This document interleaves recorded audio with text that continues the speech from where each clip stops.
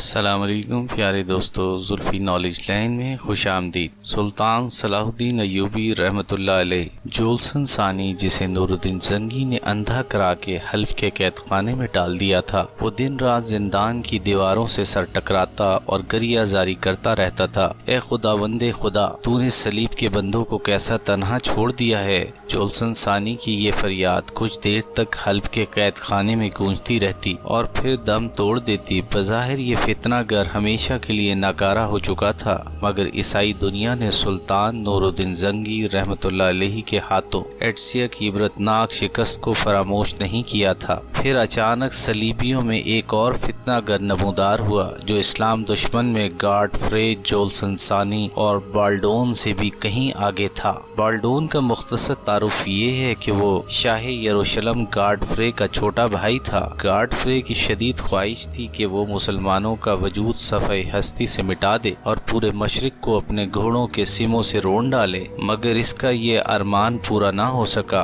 اور 18 جولائی 1100 کو فرشتہ اجل نے اس کی سانسیں غصب کر لیں۔ مرنے سے ایک دن پہلے گاڈفرے نے اپنے چھوٹے بھائی بالڈون کو تنہائی میں طلب کرتے ہوئے کہا، میرے عزیز بھائی، ایسا لگتا ہے کہ میری سانسوں کا شمار پورا ہو چکا ہے۔ گاڈفرے کی آنکھوں سے آنسو روا تھے۔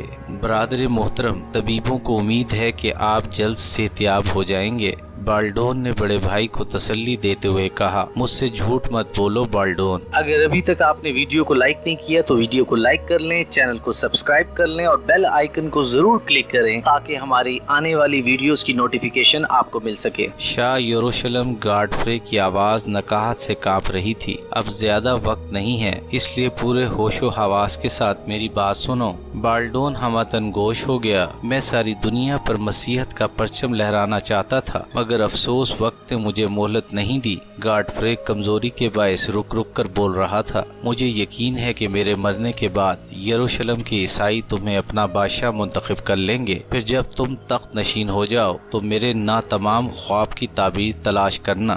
آپ کا خواب کیا ہے برادر محترم؟ بالڈون نے اداس لہجے میں پوچھا۔ ہمیں کبھی مذہب کے ماننے والوں سے کوئی دشمنی نہیں ہے۔ گاڈفرے کی آواز آہستہ آہستہ مدھم ہوتی جا رہی تھی۔ بس مسلمان ہی ہمارے پہلے اور آخری دشمن ہیں، اس لیے کہ وہ یسوع مسیح کو خدا کا بیٹا نہیں مانتے۔ تم پر فرض ہے کہ تم مسلمانوں سے اپنے پیغمبر کی توہین کا ایسا بدلہ لو کہ اسے رہتی دنیا تک یاد رکھا جائے۔ بالڈون نے بڑے بھائی کے کانپتے ہوئے ہاتھ اپنے ہاتھ میں لے کر وعدہ کیا کہ وہ مسلمانوں کے کثر اقتدار کو ڈھا کر ہی دم لے گا۔ اور آخری نصیحت، گاڈفرے کی آواز ڈوبنے لگی تھی، اپنے دشمن کو کبھی معاف نہ کرنا۔ ایک حکمراں کے لیے اس سے بڑی حماقت کوئی اور نہیں ہو سکتی کہ وہ اپنے دشمن کو امان بخش دے۔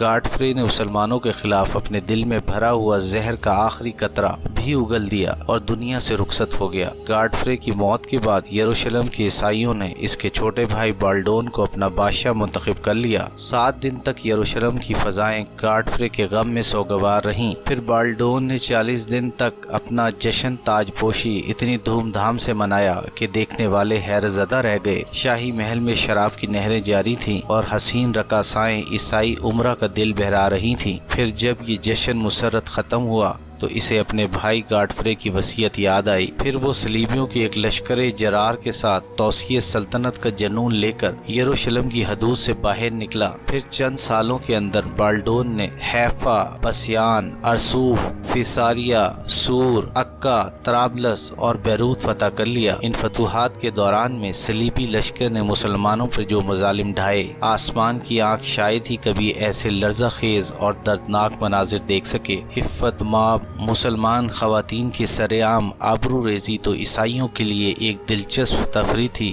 مگر سب سے لذت انگیز تماشا یہ تھا کہ وہ دودھ پیتے بچوں کو ماؤں کی گود سے چھین لیتے تھے، پھر ان معصوموں کو ہوا میں اچھال کر اپنی تلواروں پر روکنے کی کوشش کرتے تھے۔ نتیجتاً صلیبیوں کی شمشیریں ان شیرخوار بچوں کے جسموں میں اتر جاتی تھیں اور وہ تڑپنے لگتے تھے۔ بالڈون کے وحشی سپاہی کچھ دیر تک یہ خون رنگ تماشا دیکھتے رہتے تھے، پھر بچوں کے ٹکڑے کر کے ان کی ماؤں کے سامنے ڈال دیتے تھے اور اس قدر کہکے لگاتے تھے کہ بہت دیر تک گرد و نواح کی فضا اس شور سے گونجتی رہتی تھی۔ صلیبیوں کے اس بے ایمانہ فعل پر فرانسیسی مورخ مچارڈ لکھتا ہے، عیسائیوں کی آنکھوں پر تعصب نے پٹی باندھ رکھی تھی۔ انہوں نے صلیب کے جھنڈے تلے ایسے ہولناک جرائم کیے کہ انسانی فطرت ان کے تصور سے بھی لرز اٹھتی ہے۔ بالڈون اپنے بڑے بھائی گاڈفرے کی وصیت پر پورا عمل کر رہا تھا۔ پھر جب وہ ایک فاتح کی حیثیت سے طرابلس میں داخل ہوا تو حسب روایت کسی مسلمان کو زندہ نہیں چھوڑا۔ جب اہل ایمان کے خون سے طرابلس کے گلی کوچے بھر گئے تو بالڈون مسلمانوں کے عظیم کتب خانے کی طرف متوجہ ہوا، جس میں 3 لاکھ کے قریب نادر و نایاب کتابیں تھیں۔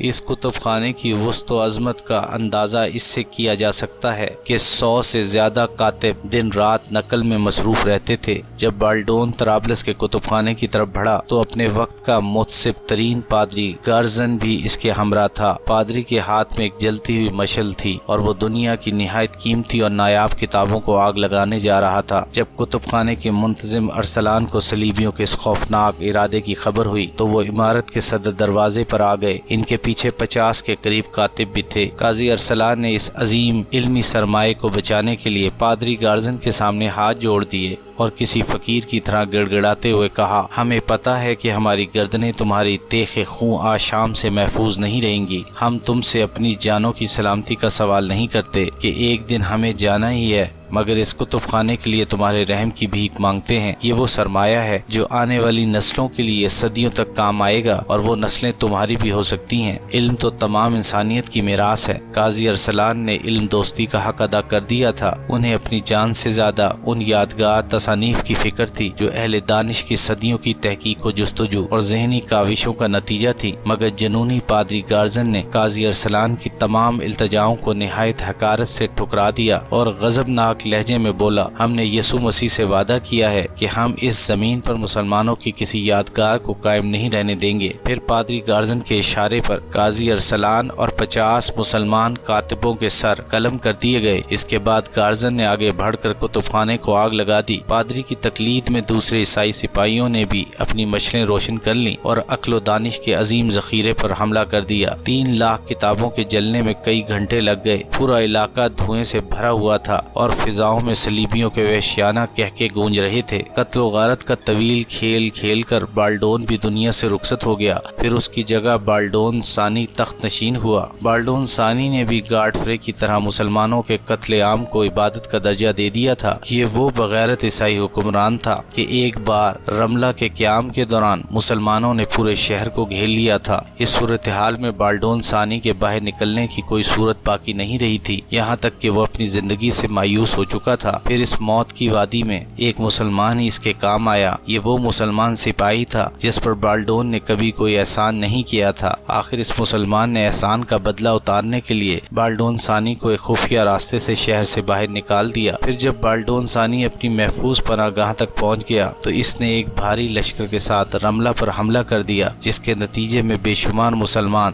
تیخ ہوئے۔ صلیبیوں کی طاقت روز بروز بڑھتی جا رہی تھی، یہاں تک کہ عیسائیوں کی 4 مضبوط ریاستیں قائم ہو گئی تھیں۔ ابھی یہ سیلاب بلا کچھ اور مسلم علاقوں کو لپیٹ میں لینے والا تھا کہ عماد الدین زنگی رحمۃ اللہ علیہ مرحوم نے ایٹسیا میں جولسن ثانی کو شکست دے کر صلیبی سلطان کا ایک مضبوط ستون ڈھا دیا۔ بعد میں سلطان نور الدین زنگی نے جولسن ثانی کو اندھا کر کے ہمیشہ کے لیے اس فتنہ گر کی سازشوں کا خاتمہ کر دیا تھا۔ ابھی دنیا بھر کے عیسائی ایٹسیا کی شکست کا ماتم کر رہے تھے۔ صلیبیوں میں ایک اور فتنہ گر پیدا ہوا جو مذہبی عصبیت میں دوسرے عیسائیوں سے زیادہ شفاق تھا۔ یہ ایک پراسرار راہب سینٹ برنارڈ تھا جو برگنڈی کے ایک امیر کا بیٹا تھا۔ یک برنارڈ عیش و عشرت کی زندگی چھوڑ کر تارک دنیا ہو گیا اور ایک غار میں بیٹھ کر 15 سال تک عبادت کرتا رہا۔ ایٹسیا کی شکست نے صلیبیوں کو اس قدر بدحواس کر دیا تھا کہ انہیں یروشلم کے ساتھ باقی عیسائی سلطنتیں بھی خطرات میں گھری نظر آ رہی تھیں۔ اس صورتحال کے پیش نظر عیسائی راہبوں نے گرجاؤں میں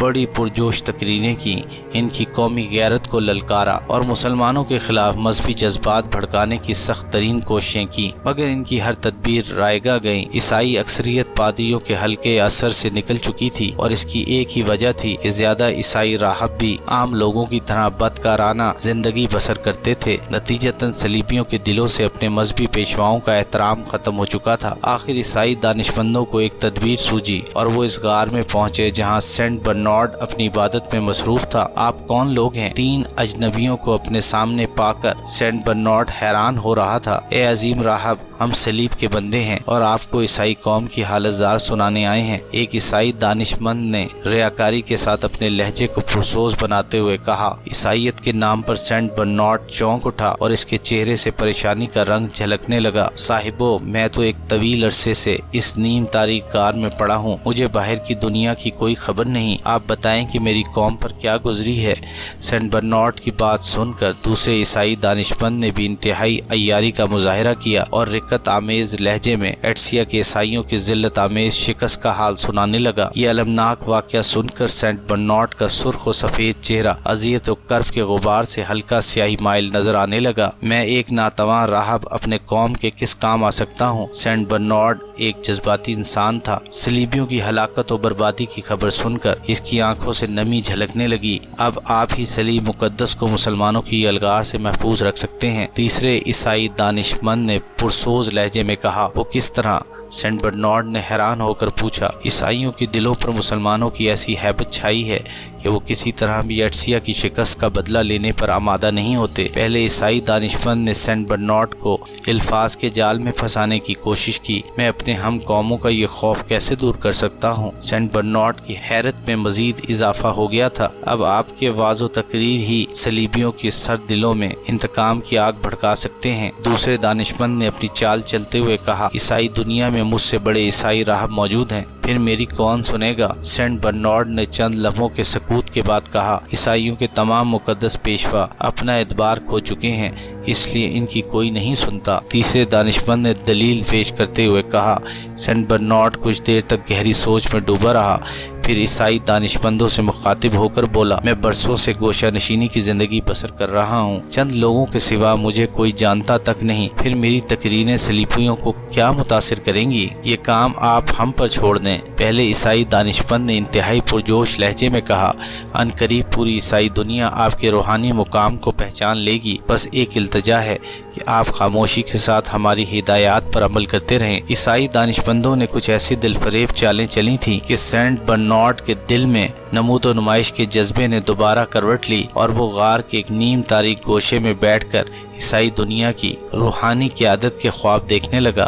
پھر وہ تینوں عیسائی دانشمند غار سے نکل کر فرانس کے چند امیر لوگوں سے ملے اور انہیں اپنے منصوبے کی تفصیلات بتائیں۔ صلیب کے تحفظ کی خاطر فرانسیسی امراء نے عیسائی دانشمندوں کو اپنی مکمل حمایت کا یقین دلایا۔ پھر چند روز بعد ہی فرانس کے مشہور شہر ویزلے کے گلی کوچوں میں یہ خبریں بڑی تیزی سے گردش کرنے لگیں کہ سینٹ برنارڈ ایک خدا رسیدہ بزرگ ہیں اور ان پر یسوع مسیح کی رحمتیں براہ راست نازل ہوتی ہیں۔ جاہل اور کمزور عقیدے کے عیسائی بہت جلد ان خبروں سے متاثر ہو گئے اور غار سے باہر لوگوں کا ہجوم رہنے لگا۔ اس ہجوم میں غربت و افلاس زدہ عیسائی بھی شامل تھے اور بیمار اور ناکارہ بھی۔ عیسائی دانشمندوں کو ویزلی کے امراء کی در پردہ حمایت حاصل تھی، اس لیے بڑے منظم طریقے سے منصوبہ سازی کی گئی تھی۔ سینٹ برنارڈ جس غار میں 15 سال سے مقیم تھا وہ ایک ویران علاقے میں واقع تھا۔ عیسائی دانشمندوں نے ویزلے کے عمرے کے تعاون سے 7 طاقتور محافظ غار کے دروازے پر کھڑے کر دیے تھے اور ان کے بارے میں مشہور تھا کہ وہ سینٹ برنارڈ کے خدمتگار ہیں جن کی اجازت کے بغیر کوئی شخص غار کے اندر نہیں جا سکتا۔ پھر جب رات کا اندھیرا پھیل جاتا تھا تو عیسائی دانشمند اپنی مرضی کے چند آدمی غار میں داخل کر دیتے تھے۔ دوسرے دن جب سورج کے اجالے میں ضرورت مندوں کی بھیڑ جمع ہو جاتی تھی تو اچانک ایک شخص چیختا ہوا غار سے برآمد ہوتا تھا۔ سینٹ برنارڈ نے مجھے آنکھیں بخش دیں، میں پیدائشی اندھا تھا۔ دوسرا شخص یہ نعرہ لگاتا ہوا نکلتا تھا، سینٹ برنارڈ نے مجھے طاقت رفتار عطا کر دی، میں برسوں سے اپاہج تھا۔ غرض مختصر سے وقت میں یہ بات مشہور ہو گئی کہ سینٹ برنارڈ ایک با کرامت ولی ہیں۔ ان کی روحانی طاقت سے اندھوں کی آنکھیں روشن ہو جاتی ہیں، بہرے سننے لگتے ہیں اور لولے لنگڑے دوڑنے لگتے ہیں۔ عیسائی دانشمندوں کا منصوبہ زبردست کامیابی سے ہمکنار ہو چکا تھا اور فرانس کے لوگوں نے سینٹ برنارڈ کی روحانی عظمت کو دل سے تسلیم کر لیا تھا۔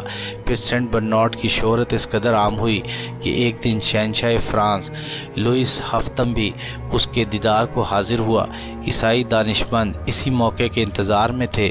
انہوں نے ایٹسیا کی شکست کے حوالے سے ایک مذہبی اجتماع کا خصوصی انتظام کیا، جس میں ہزاروں صلیبیوں کے علاوہ ویزلے کے تمام امراء اور خود شہنشاہ فرانس لوئس ہفتم بھی شریک ہوئے۔ جب طویل و عریض میدان شرکا سے بھر گیا تو وہ تینوں دانشمند سینٹ برنارڈ کو لے کر مسند تک پہنچے۔ اس وقت سینٹ برنارڈ سیاہ عبا پہنے ہوئے تھا اور اس کے ہاتھ میں صلیب تھی۔ ویزلے کے امراء اور شہنشاہ فرانس سینٹ برنارڈ کے احترام میں کھڑے ہو گئے۔ سینٹ برنارڈ نے بڑے باوقار انداز میں اپنا دایاں ہاتھ فضا میں بلند کیا اور اس کا رخ ویزلے کے امراء اور شہنشاہ فرانس لوئس ہفتم کی طرف تھا۔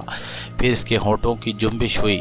سینٹ برنارڈ نے گرجدار آواز میں کہا، اہل صلیب پر خداوند خدا کی سلامتی ہو۔ پھر سینٹ برنارڈ مجمع عام کی طرف بڑھا اور ہزاروں صلیبیوں کو مخاطب کرتے ہوئے بولا، یسوع مسیح نے مجھے حکم دیا ہے کہ میں ان عیسائیوں کو خبردار کروں جو خواب غفلت کا شکار ہیں اور اپنے ریشمی بستروں پر پڑے گہری نیند سو رہے ہیں۔ یہ کہہ کر سینٹ برنارڈ چند لمحوں کے لیے خاموش ہو گیا۔ سناٹا چھایا ہوا تھا۔ طویل و عریض میدان پر قبرستان جیسا سناٹا چھایا ہوا تھا۔ پھر سینٹ برنارڈ نے سکوت کو توڑتے ہوئے کہا، اس وقت سب سے بڑی عبادت یہ ہے کہ ارض مشرق کے عیسائیوں کی مدد دل و جان سے کی جائے۔ اگر صلیب کے نام لیوا اس وقت اپنے گھروں سے نہ نکلے تو وہ عنقریب یروشلم کو بھی گوا بیٹھیں گے۔ پھر کیا باقی بچے گا؟ صرف مقدس باپ کا قہر اور مقدس بیٹے کی نفرت۔ تمہارے لیے کہیں کوئی جائے پناہ نہیں ہوگی، نہ اس دنیا میں اور نہ اس دنیا میں۔ سینٹ برنارڈ کی جذباتی تقریر نے عیسائیوں کو جھنجھوڑ کر رکھ دیا۔ وہ چیخے مار کر رونے لگے۔ ابھی سینٹ برنارڈ کی تقریر مکمل نہیں ہوئی تھی کہ شہنشاہ فرانس نے اس کے ہاتھ سے صلیب لے لی اور پوری طاقت سے چیختے ہوئے کہا، میں صلیب کی قسم کھاتا ہوں کہ عماد الدین زنگی کے دونوں بیٹوں سیف الدین اور نور الدین سے ایٹسیا کی شکست کا شدید انتقام لوں گا۔ ایپیسوڈ 10 اختتام پذیر ہوئی۔